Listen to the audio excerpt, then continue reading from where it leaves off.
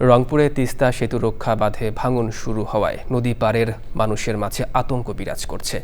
গত ৩ দিনে বাঁধের প্রায় ৩০ মিটার অংশ নদীগর্ভে বিলীন হয়ে গেছে। উজানের প্রবল স্রোতে রক্ষা করতে পারেনি এলজিইডির বাঁশ পাইলিং করে তৈরি করা স্পার।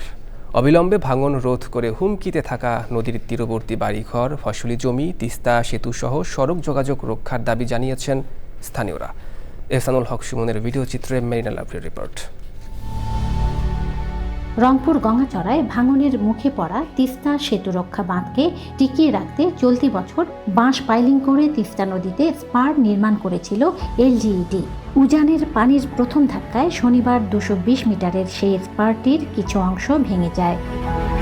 গত ২ দিনে সেতুরক্ষা বাঁধের প্রায় ৩০ মিটার অংশ নদীগর্ভে বিলীন হয়েছে। ১৪ লাখ টাকা ব্যয়ে স্পার নির্মাণে অনিয়ম ও নদী ভাঙন রোধে কর্তৃপক্ষের উদাসীনতা নিয়ে প্রশ্ন তুলেছেন জীবন জীবিকা নিয়ে শঙ্কায় থাকা তিস্তা পাড়ের মানুষ। বান্ডাল দিছে নদীর মাজত, ওই বান্ডালকে আটক হয়, ওই টাকাটা দিয়ে বাঁধের মাথা দিলে হয়, তাই বানটা রক্ষা হইলে বান্ধতে এই ব্রিজটা, ওই বানটা যদি ভাঙি যায় ব্রিজটাও ঝুঁকির মধ্যে পড়ে। ওটা প্ল্যান ছাড়াই দিয়েছে, এখানে যদি ওটা ওখানে না দিয়ে এখানে কিছু দিয়ে বাঁচত, কিছু পাইলে বস্তা ফেলাইলে তাহলে আটক হয়ে গেল।